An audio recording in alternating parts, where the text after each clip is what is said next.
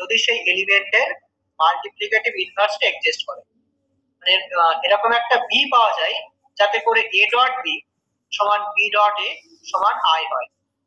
তার মানে যদি এলিমেন্টের একটা মাল্টিপ্লিকেটিভ ইনভার্স মানে এরকম একটা বি পাওয়া যায় তখন এটাকে বলা হবে একটা ইউনিট। তার মানে কোন একটা এলিমেন্ট ইউনিট হওয়া মানে তার মাল্টিপ্লিকেটিভ ইনভার্স এক্সিস্ট করবে। বুঝতে পারলে?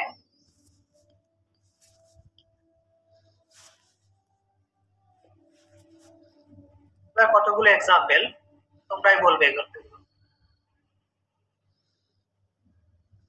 ধরো in the ring z plus dot, বলো z plus dot এখানে ইউনিট কারা কারা? আগে বলো ইউনিট মানে কি করে বুঝবো আমরা? যে মাল্টিপ্লিকেটিভ এলিমেন্টের মাল্টিপ্লিকেটিভ ইনভার্স আছে তারা হচ্ছে ইউনিট। বলো z plus dot এর মধ্যে মাল্টিপ্লিকেটিভ ইনভার্স কোন কোন এলিমেন্টের আছে? শুধু 1 এর, শুধু 1 আর -1, 1 আর -1। কারণ দেখো 1 এর সঙ্গে 1 গুণ করে 1 আসছে আর -1 এর সঙ্গে -1 গুণ করে 1 আসছে। আচ্ছা এই দুটো ছাড়া অন্য যে কোনো এলিমেন্ট নাও, ধরো 2 এর সঙ্গে কত গুণ করলে 1 আসবে? হাফ। হাফ, কিন্তু হাফ z এর মধ্যে নেই। Half does not belong to z। এরকম ভাবে তুমি 3 বা -3 4 -4 যে কোনো এলিমেন্ট নাও না কেন তার জন্য মাল্টিপ্লিকেটিভ ইনভার্স এর মধ্যে থাকবে না। কাজে 1 আর -1 শুধুমাত্র এই দুটো এলিমেন্টেরই মাল্টিপ্লিকেটিভ ইনভার্স থাকবে, তার মানে এরাই হচ্ছে ইউনিট।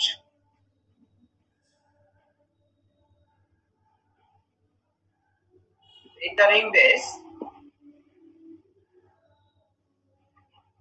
1 and -1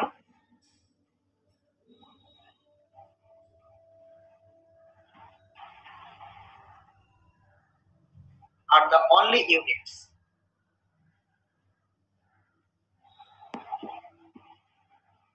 এটা বলো q plus dot the set of rational numbers with respect to addition and multiplication. এখানে ইউনিটস কারা কারা হবে? কেউই হবে না।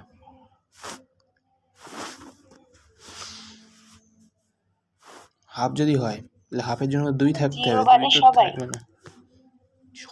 হ্যাঁ 0 বার বাদ দিয়ে, সরি 0 বাদ দিয়ে যে কোনো এলিমেন্টের জন্যই তার মাল্টিপ্লিকেটিভ ইনভার্স থাকবে। তারপরে each non-zero element is a unit.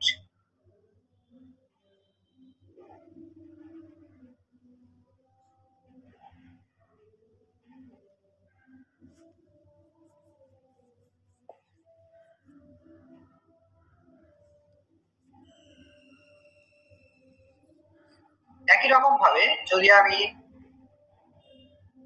r plus dot বলতাম তখন কি আসতো? একই কথা, each non-zero element is a unit, মানে জিরো এলিমেন্ট বাদ দিয়ে সমস্ত নন জিরো এলিমেন্টই হচ্ছে এখানকার ইউনিট। তারপর বলো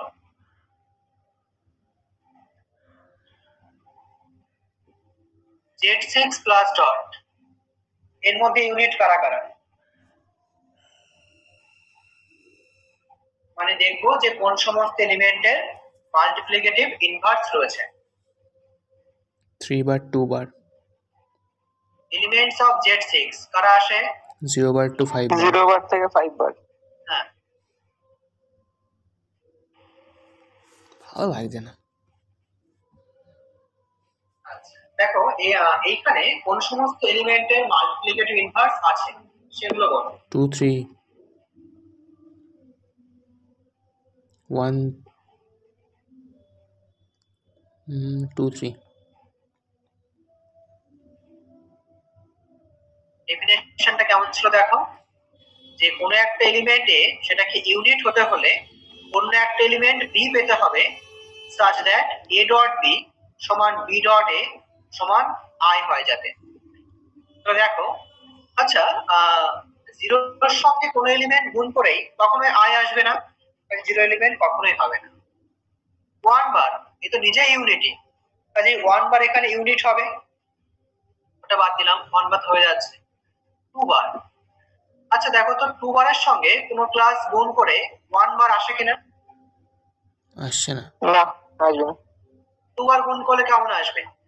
হয় 2 বার অথবা 4 বার বা 6 বার বা 8 বার, কখনোই কিন্তু 1 বার আসছে। ইভেন কিছু আসছে। হ্যাঁ, ইভেন্ট গুলো আসবে, হ্যাঁ, কাজে 1 বার কিন্তু আসবে না, তাই 2 বার হবে না। 3 বার, 3 বারের সঙ্গে কোনো ক্লাস গুণ করলে 1 বার আসবে? না।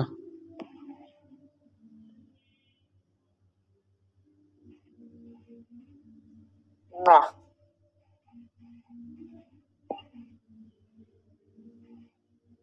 আসবে না। শুতে দে ভাই কৌশিক, 3 বার, তারপর ধরো 6 বার, শুতে দে। তারপর 9, তারপর 12, না 3 বারও আসছে না। 5 তারপর বার দেখো, আসবে। 4 বার, 4 বারের সঙ্গে গুণ করলে আসবে? 4, 8, না, 12, না, আসবে না। 16, না এটাও আসছে না। 5, 5 বারের সঙ্গে কোনো কিছু গুণ করলে 1 বার আসবে?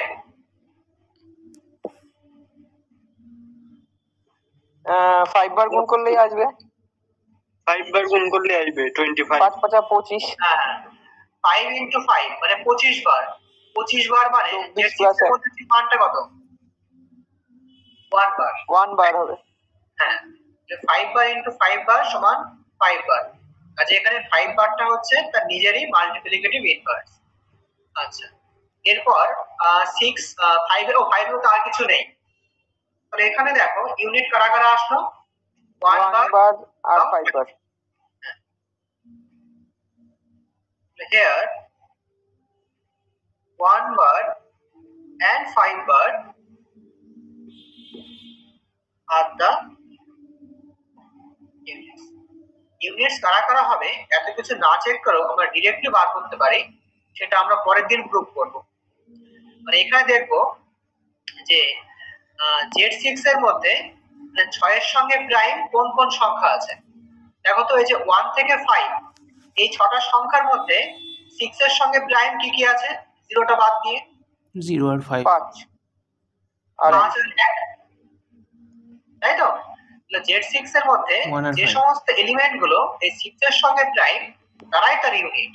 1 আর 1 6 এর সঙ্গে প্রাইম 1 হবে, 5 6 এর সঙ্গে প্রাইম 5 বার হবে, আর 2 3 4 এরা কেউই 6 এর সঙ্গে প্রাইম নয়, সেই জন্য এরা আসবে না। দেখেই আমরা চেক করতে পারি, যেহেতু প্রুফটা এখনো করিনি সেটা আমরা পরের দিন করব, ওর জন্য বললাম না এটা। আর একটা এক্সাম্পল বলি, Z5 প্লাস ডট, এখানে বলো ইউনিট কারা কারা আসবে? 1 3 আর 3 আসবে। 3 আসবে। 3 বারও আসবে। Z5 এর মধ্যে 0 বার 3 4, হ্যাঁ এবার বলো কারা কারা ইউনিট আসবে? দেখো 0 বার তো হবে না, প্রথমেই বাদ, 1 বার হবে, 1 বার হচ্ছে এখানে, আর 2 বার হবে। একটা একটা করে বলি আমরা, 2 বার কি হবে? হ্যাঁ হচ্ছে তো। 2 বারকে 3 বার যোগ করো, কত হচ্ছে? 6 বার। 6 বার মানে কত Z5 এর মধ্যে? 1 বার। 1 বার। হ্যাঁ, Z6 কে যদি আমরা 3 বার গুণ করি তাহলে 1 বার আসছে, কাজেই 2 বার একটা ইউনিট। 3 বার হবে? হ্যাঁ হবে। 3 বারকে 2 বার গুণ করলে কত আসছে? 6 বার, তার মানে সেই মানটা Z5 এর মধ্যে 1 বার, কাজেই 3 বারটা ইউনিট। 2 বার যোগ করলে যোগ হবে। হ্যাঁ, কেন হবে এটা? 4 16 16 তো নাকি? হ্যাঁ 16 হ্যাঁ বার। হ্যাঁ হ্যাঁ 16 বার 5 দিয়ে ভাগ করলে হচ্ছে 1 বার, তাহলে 0 বার দিয়ে 1 2 3 4 এই চারটি এলিমেন্টই হচ্ছে Z5 এর ইউনিট। তার মানে প্রত্যেকটা নন জিরো এলিমেন্ট, আর চারটে কিন্তু prime, 1 2 3 4। each non-zero element is a unit. দেখো এটা এইভাবে না করে রেজাল্টটা একটু আগে বললাম ওইভাবে করতে পারতাম। যেহেতু 5 একটা প্রাইম সংখ্যা, তাহলে 5 এর সঙ্গে এই 1 2 3 4 প্রত্যেকটা সংখ্যাই প্রাইম।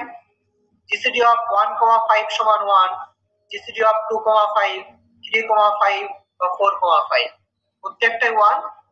মানে 1 2 3 4 এই প্রত্যেকটা ক্লাসই 5 এর সঙ্গে প্রাইম, কাজে প্রত্যেকটা ক্লাসই একটা ইউনিট হবে। বুঝতে পারলে? হ্যাঁ। ঠিক আছে, ঠিক আছে, তাহলে এতটা থাক।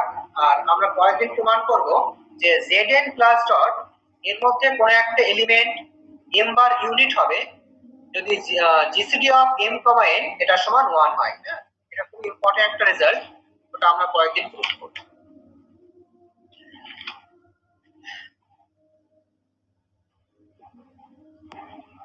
আজকে পড়াটা বুঝতে পারলে?